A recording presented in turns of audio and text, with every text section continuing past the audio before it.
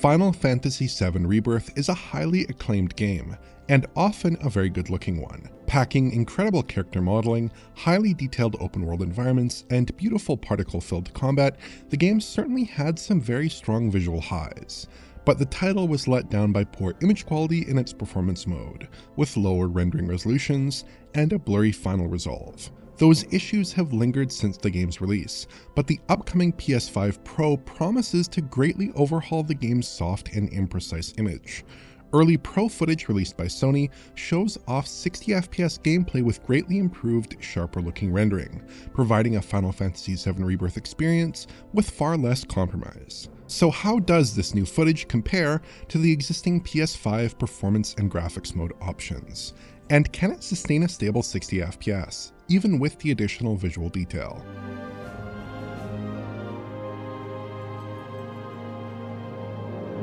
Our 7-minute sample of FF7 Rebirth is an uninterrupted sequence that covers the beginning of Chapter 2, the first gameplay segment set in an open world space. The footage is unlabeled, but the one visual mode we are looking at is targeting 60 FPS, just like the PS5's Performance Mode.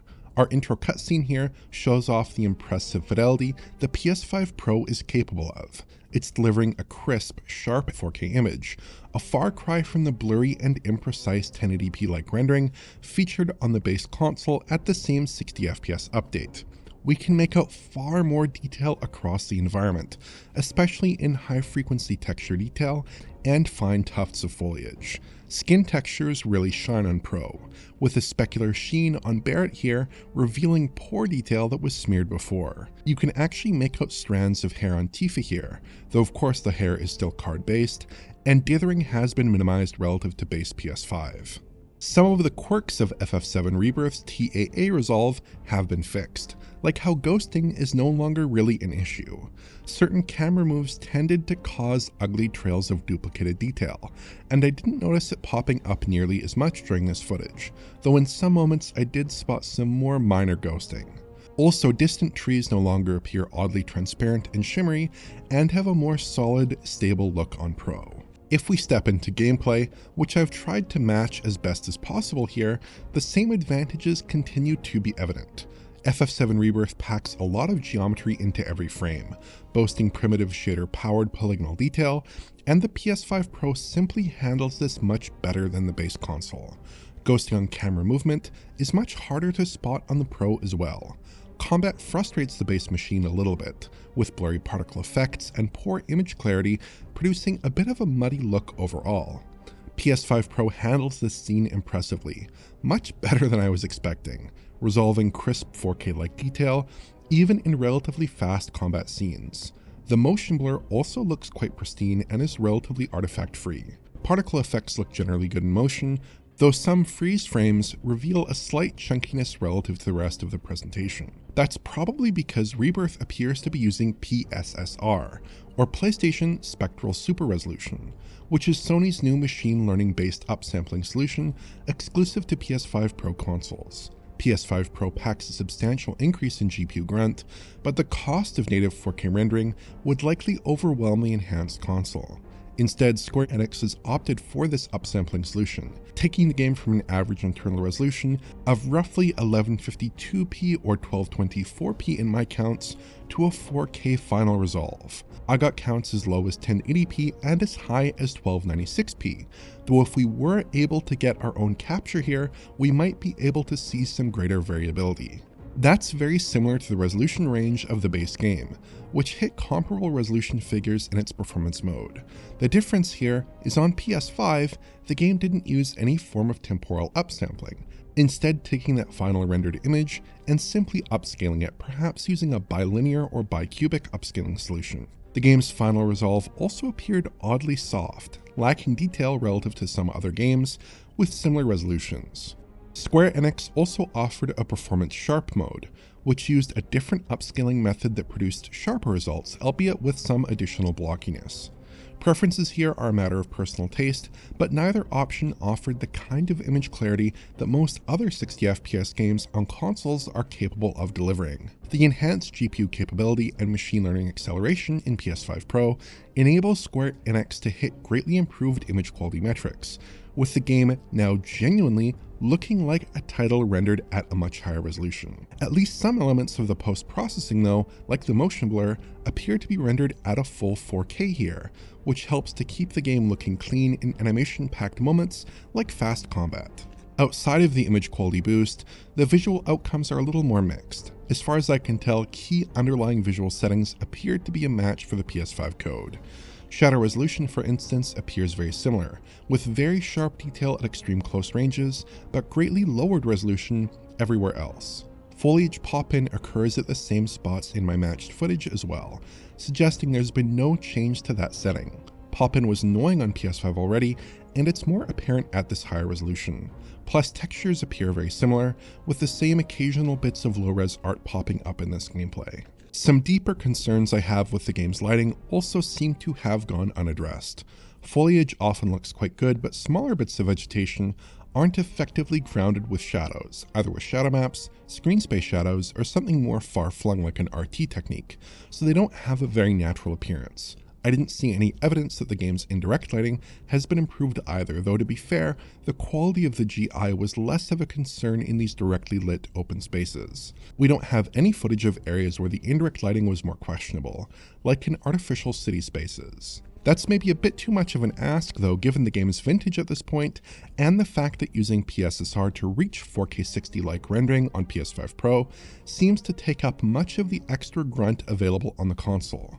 We find similar results in the preliminary footage from games like Spider-Man 2 and The Last of Us Part 2, which run at similar or identical base resolutions to their PS5 counterparts in their 60 FPS modes. PSSR upscaling carries a significant frame time cost, as does using full resolution post-processing, which isn't mandated for every game, but is suggested as a best practice by Sony.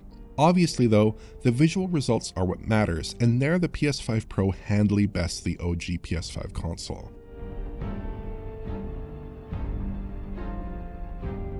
Comparisons to the PS5's performance modes are promising, but perhaps somewhat flattering for the much more capable Pro hardware.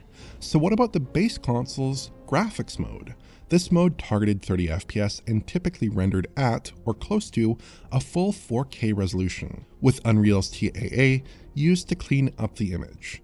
Rebirth on Pro is delivering a comparable image overall, I'd say, though there are some differences. In the opening cutscene, the same issue with the distant trees pops up again with the base console footage, while the Pro delivers a more realistic result. The screen space reflections don't look that great in either view, but I'd probably say the Pro offers a slightly better result here.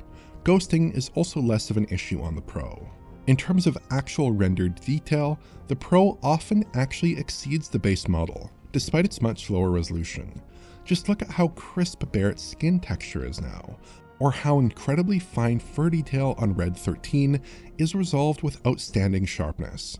The graphics mode on PS5 looks good, but the image resolve is a little bit soft given the high internal resolution. But there are some slight pain points on Pro. Tifa's hair is quite stable on PS5 here, while the Pro suffers from some odd shimmering, and some slightly strange swimming artifacts that can be typical of machine learning upscaling on these hair cards. It's a bit of a trade-off then. More detail in exchange for less temporal consistency. We also see some artifacts on the back of Barrett's vest in one shot of the opening cutscene. The texture detail here is distorted and doesn't render with the same detail as on base PS5, though in other shots, the vest looks fine. Areas with a more subtle depth of field effect don't render correctly either, which is very likely an artifact of the upscaling process. PSSR also seems to have a tendency to blur together foliage during camera motion. I imagine it's not very noticeable during typical gameplay and could easily be obscured by motion blur or a slightly laggy television panel, but it is noticeable in stopped or slow motion here. But the graphics mode on PS5 isn't exactly perfect either, presenting foliage with a bit of a dithery look when the camera isn't quite still. Combat looks good on both machines, though the 30 FPS update on the base console looks a bit choppy because of its lack of camera motion blur. I'd really prefer camera-based motion blur was added to the game, and its absence is especially felt in the graphics mode. Both machines look fine here with a similar enough rendition of particles and basically identical object-based motion blur. Probably the biggest issue here though is that the PS5 Pro just isn't that temporally stable relative to the base machine in its graphics mode. In shots with fairly minimal camera movement, it's pretty easy to find quite a bit of breakup in the image, at least relative to the graphics mode. The image stability overall is more similar to the old performance mode. I don't think this is anything like a deal breaker here, but the general instability of the image is the biggest sticking point if you are measuring it up against its full-res PS5 counterpart. Here, solutions like DLSS and XeSS typically deliver more temporally stable results. The brief snippets of Ratchet and Clank that we have appear to exhibit a similar problem, suggesting that this may be a characteristic weakness of the current version of PSSR. Overall, I think image quality is similarly good between the two consoles, although they do look fairly different. The Pro definitely gives you greater image detail, but it comes at the cost of more temporal instability. But the fact that we're getting comparable visuals at twice the frame rate really speaks to the promise of PSSR and of the Pro more generally. This is basically exactly as Mark Cerny claimed. The Pro provides the high quality graphics that the PS5 is capable of at 30 FPS, but at the higher frame rates that gamers typically prefer. That very effective use of PSSR here though does make you wonder a bit about the possibilities for mode selection on PS5 Pro. I think it would be perfectly sensible to only offer this 4K-like 60 FPS mode on Pro consoles, but if Square Enix did ship a 30 FPS mode as well, they'd probably have a fair bit of GPU time left over to enhance the game's visual presentation, plus possibly some extra GPU time afforded by adopting PSSR there as well. Of course, Square Enix has likely moved most of their focus towards FF7 Remake Part 3, and personally, I hope they are devoting their technical attention towards switching to Unreal Engine 5. But there is at least the potential for something interesting here, even though scheduling and the limits of Unreal Engine 4 might set some relatively hard limits on what can be realistically achieved. The graphics mode does operate with similar underlying settings as the performance mode on PS5, so at least pop-in and shutter resolution could likely be improved for a potential 30 FPS Pro outing.